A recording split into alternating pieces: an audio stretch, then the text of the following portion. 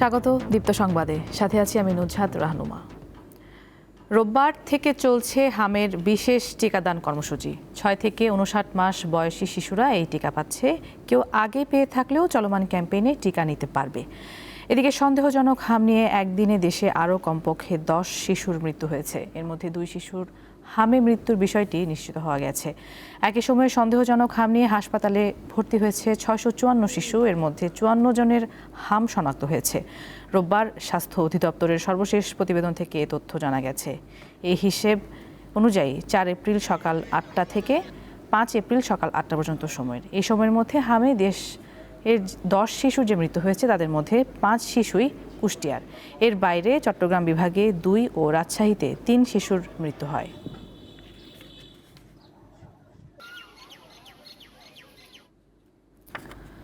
ময়মনসিংহের সদর, ত্রিশাল ও তারাকান্দা উপজেলায় চলছে হামের টিকাদান কর্মসূচি। এই বিষয়ে জানাতে ময়মনসিংহ থেকে যুক্ত আছেন সহকর্মী মাহমুদুল হাসান। মাহমুদুল, সন্তানদের টিকা দিতে অভিভাবকদের মধ্যে আগ্রহ কেমন দেখতে পাচ্ছেন এবং আপনার জেলায় হামের পরিস্থিতি নিয়ে সার্বিকভাবে জানাবেন।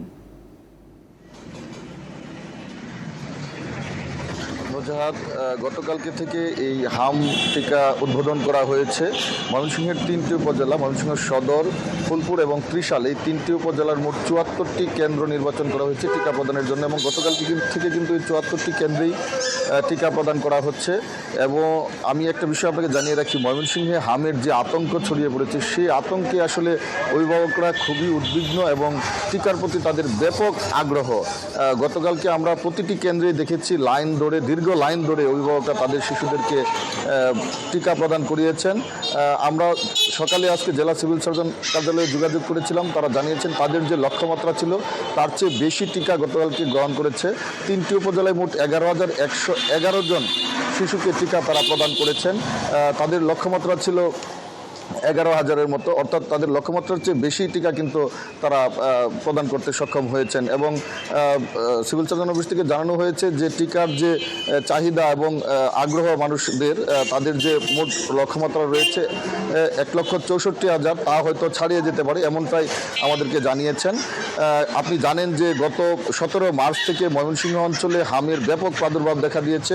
ময়মনসিংহ মেডিকেল কলেজ হাসপাতালে প্রতিদিনই হাম আক্রান্ত শিশুরা ভর্তি হচ্ছে। এ পর্যন্ত প্রায় 250-এর কাছাকাছি শিশু ময়মনসিংহ মেডিকেল কলেজ হাসপাতাল থেকে চিকিৎসা নিয়েছেন। এর মধ্যে 6 জন শিশু মারা গিয়েছে। এই যে বিষয়টি, সেটি কিন্তু এই অঞ্চলের মানুষদেরকে ভাবিয়ে তুলেছে এবং এই হামের সংক্রমণ কিন্তু কোনোভাবেই এখনও বন্ধ হচ্ছে না।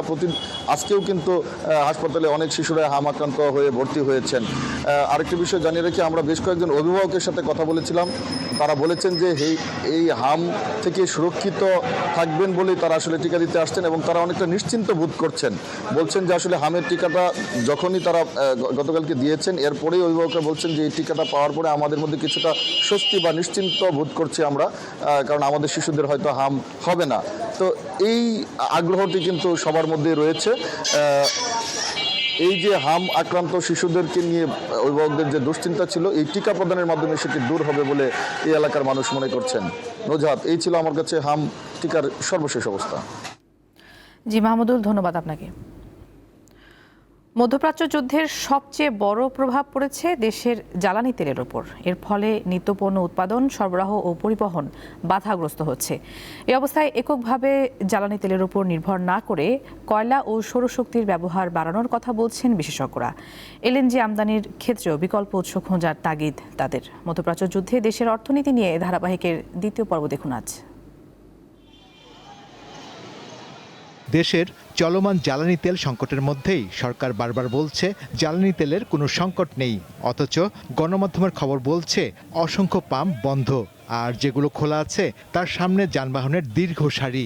ঘন্টার পর ঘন্টা অপেক্ষা করেও কেউ কাঙ্ক্ষিত তেল পাচ্ছেন না। পাবলিক চলে গেছে প্যানিক ভেঙে, মানে ওনাদের আতঙ্ক তেলের দাম বেড়ে যেতে পারে, আমি তেল নিয়ে রাখি, কি জানি তেল যদি নাও পাওয়া যায়, যুদ্ধ চলতেছে। এই যে একটা প্রবণতা পাবলিকের মাঝে, এই প্রবণতাটা যতক্ষণ পর্যন্ত পাবলিক নিজের থেকে নিজে দূর না করবেন, ততক্ষণ পর্যন্ত এই বর্তমান পরিস্থিতি উত্তরণ কি আমার মনে হয় সম্ভব না। যার যেটুক চাহিদা, এই তেলটুকু নেন আপনারা, আপনার 2 মাসও তেলের জন্য চিন্তা করতে হবে না। কিন্তু আমরা তো কথা শুনতেছি না। সরকারও বলতেছে পর্যাপ্ত তেল আছে। এদিকে অর্থনীতিবিদরা বলছেন সুষ্ঠু ব্যবস্থাপনার মাধ্যমে জনসাধারণের দুর্ভোগ অনেকাংশে কমিয়ে আনা সম্ভব। মানুষ হঠাৎ করে জানতে পারে যে আগামী দিন দাম বেড়ে যাবে, তখন মানুষ প্যানিক বাই করে। সুতরাং একটা চিন্তা থাকা উচিত যে না, এরকম শর্টেজ আমাদের না, এবং আমাদের অল্টারনেটিভ আছে। ঢাকাতে সিএনজি গাড়ি চলে, অধিকাংশ বাস সিএনজিতে চলে। ঢাকাতে ইলেকট্রিক্যাল ভেহিকল প্রচুর চলে। সুতরাং দেয়ার আর অল্টারনেটিভ ফর বাংলাদেশ, যেটা অনেক দেশের নাই। এদিকে ইরান ইসরায়েল আমেরিকার যুদ্ধ দ্রুততম সময় শেষ হলেও দীর্ঘমেয়াদে এর নানামুখী প্রভাব থেকেই যাবে। সে কারণে মধ্যপ্রাচ্যের বাইরে থেকেও বিকল্প পথে জ্বালানি নিয়ে আসার পরামর্শ বিশেষজ্ঞদের। হরমুজ প্রণালী আসলে না এনে যদি আমি ওই নিচের থেকে আফ্রিকার নিচে কেপ অফ গুড হোপ দিয়ে আনি, তাতে হয়তো $1 $2 বাড়বে দাম, কিন্তু তাও আমাদের এটা ডাইভার্সিফিকেশনটা হবে। হ্যাঁ, সেদিকে আমাদের চিন্তা করতে হবে। আমাদের যেন এলএনজিটা অ্যাটলিস্ট 3 জায়গা থেকে আসে। এছাড়া চালুর অপেক্ষায় থাকা পারমাণবিক বিদ্যুৎ কেন্দ্রের ব্যবহার দ্রুত শুরু করার তাগিদ দিচ্ছেন তারা। বর্তমানে জ্বালানি শুধু একটি পণ্য নয়, এটি পরিবহন, খাদ্য উৎপাদন, শিল্প উৎপাদন, বিমান ভাড়া কিংবা নিত্য প্রয়োজনীয় পণ্যের দামের সঙ্গে গভীরভাবে যুক্ত। আর তাই জ্বালানি তেল কিংবা এলএনজির মতো জ্বালানির বিকল্প আমদানি উৎস কিংবা অভ্যন্তরীণ জ্বালানি উৎসের সর্বোত্তম ব্যবহারে সরকার কতটা দক্ষতার পরিচয় দেয় তার উপরে নির্ভর করছে আগামী দিনের জ্বালানি নিরাপত্তার বিষয়টি। শাহরিয়ার ইমন, দীপ্ত সংবাদ, ঢাকা। দর্শক, জ্বালানি তেলের সরবরাহ পরিস্থিতি নিয়ে জানাতে এবারে যুক্ত হচ্ছেন সহকর্মী দিলশাদ অ্যানি। অ্যানি, তেল নিয়ে যে ভোগান্তিটি চলছে সেটি কি আজও অব্যাহত রয়েছে কিনা, সার্বিক পরিস্থিতি আমাদের জানাবেন।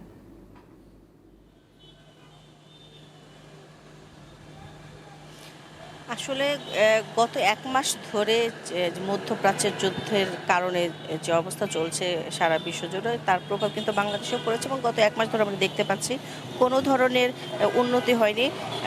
যেমন আপনার যারা আছেন, মোটরসাইকেল চালক আছেন, ব্যক্তিগত গাড়ি চালক আছেন, তারা বলছেন যে সরকারের পক্ষ থেকে বারবার বলা হচ্ছে কোনো সংকট নেই, জ্বালানি তেলের কোনো সংকট নেই, কিন্তু পেট্রোল যে পাম্পগুলো আছে, সেই পেট্রোল পাম্পের যে স্টেশনগুলো আছে, সেখানে আসলে দেখা যায় বাস্তবতা অনেকটাই ভিন্ন। যেখানে ঘন্টার পর ঘন্টা দীর্ঘ লাইনে দাঁড়িয়ে আছেন চালকরা, কয়েক ঘন্টা বললে ভুল হবে, আমরা দেখেছি বেশিরভাগ ক্ষেত্রে 8 থেকে 9 ঘন্টা, কোনো ক্ষেত্রে 10 থেকে 12 ঘন্টাও তারা দাঁড়িয়ে থাকছেন। সব মিলে এক স্টেশন থেকে আরেক ফিলিং স্টেশনে যাচ্ছেন, তেল পাচ্ছেন না, তেল সরবরাহ বন্ধ আছে। রাজধানীর বেশিরভাগ পেট্রোল যারা সরবরাহ করে থাকে, ফিলিং স্টেশন যারা আছে, বেশিরভাগ ফিলিং স্টেশন আমরা দেখেছি তেল সরবরাহ বন্ধ রয়েছে। এই মুহূর্তে আমি যে ফিলিং স্টেশন আছে এখানে একই অবস্থা। এখানে আপনারা দেখতে পাচ্ছেন তেল সরবরাহ বন্ধ রয়েছে, কারণ তাদের কাছে তেল নেই। তাদের তেলের গাড়ি পাঠানো হয়েছে ডিপোতে, সেই গাড়ি এখানে পৌঁছানো সাপেক্ষে তারপর তারা তেল সরবরাহ করতে পারবেন আমাদেরকে জানিয়েছেন। তারা সময় বলেছেন আনুমানিক সেটা দুপুর হতে পারে, যে আসা যাওয়ার একটা বিষয় আছে, সব কিছু মিলে তারা কোনো নির্দিষ্ট সময়ও দিতে পারেনি। আর এখানে যারা লাইনে আছেন, যারা মোটরসাইকেল আরোহী চালকরা, ব্যক্তিগত গাড়ির চালকরা যারা আছেন, তারা বলছেন যে এক ফিলিং স্টেশনে যখন তারা দাঁড়িয়ে থাকেন, ঘন্টার পর ঘন্টা দাঁড়িয়ে থাকেন, হঠাৎ করে তারা শুনতে পান যে তাদেরকে বলা হয় সেখান থেকে চলে যেতে, কারণ তাদের তেল সরবরাহ আর তারা করতে পারছে না। তাদের যে বরাদ্দ যে তেল ছিল, সেই তেল সরবরাহ শেষ হয়ে গিয়েছে। তো এতে অনেক মোটরসাইকেল চালক যারা আছেন তারা আসলে ক্ষোভ প্রকাশ করেন। তারা বলছেন যে যদি একটু আনুমানিক আমাদেরকে আগেই বলে দেওয়া হয়, কিছুক্ষণ আগে, যে তাদের তেল শেষ হওয়ার প্রান্তে, সেক্ষেত্রে তারা এখানে 3-4 ঘন্টা অপেক্ষা করতে না, দাঁড়াতে নাই। যে আপনারা দেখতে পাচ্ছেন যে মোটরসাইকেল চালক যারা আছেন রোদে মোটরসাইকেল পার্কিং করে তারা যেখানে একটু ছায়া পাচ্ছেন সেখানেই তারা দাঁড়াচ্ছেন।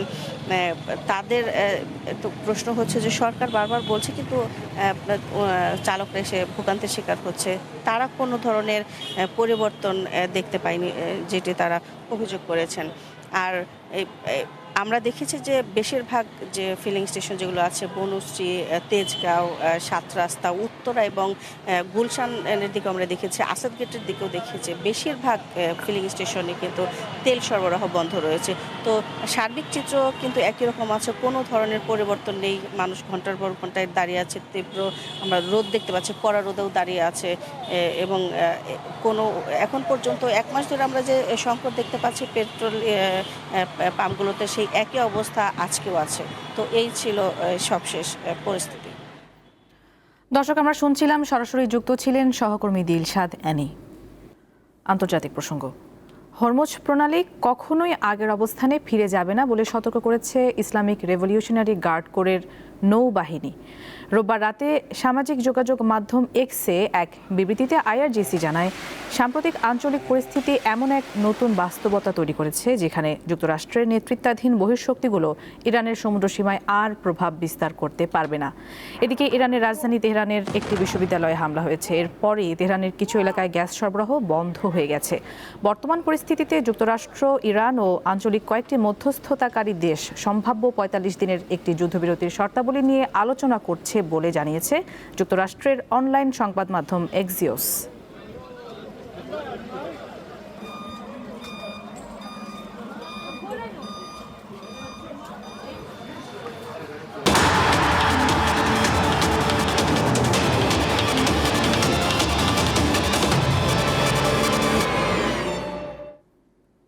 এবারে খেলার খবর।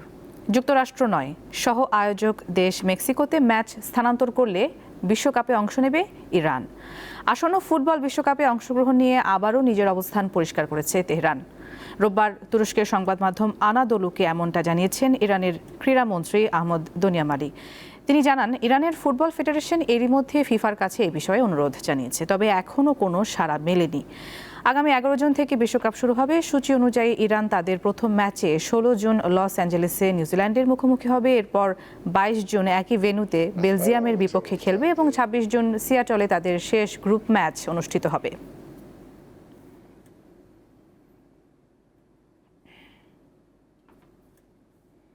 পাঁচ ম্যাচ হাতে রেখেই ডাচ লিগের শিরোপা নিশ্চিত করল পিএসভি আইন্ডহোভেন।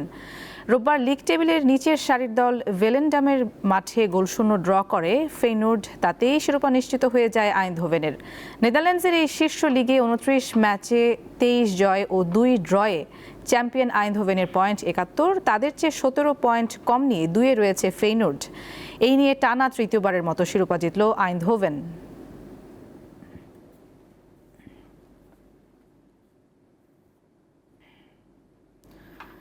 বিসিবির সবশেষ হওয়া নির্বাচনের অনিয়ম তদন্তের জন্য গঠন করা কমিটির পূর্ণাঙ্গ প্রতিবেদন জমা পেয়েছে জাতীয় ক্রীড়া পরিষদে।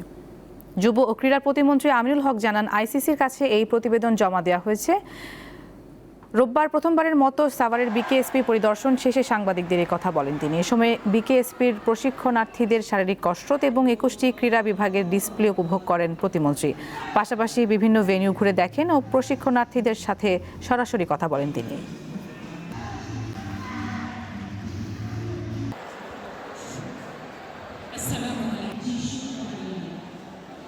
ইতিমধ্যে তদন্ত প্রতিবেদন আমাদের কাছে জমা হয়েছে। সো তিনি অংশগ্রহণ করেননি, নিশ্চয়ই সেই তদন্ত প্রতিবেদনের ভিতরে রয়েছে এবং আমরা সেটি যাচাই বাছাই করেছি যে তিনি উপস্থিত হননি, সেটিও আমি দেখেছি। সো এটা আমরা পরবর্তী সিদ্ধান্ত আইসিসির সাথে কথা বলে তারপরে আমি সিদ্ধান্তগুলো জানাবো আপনার।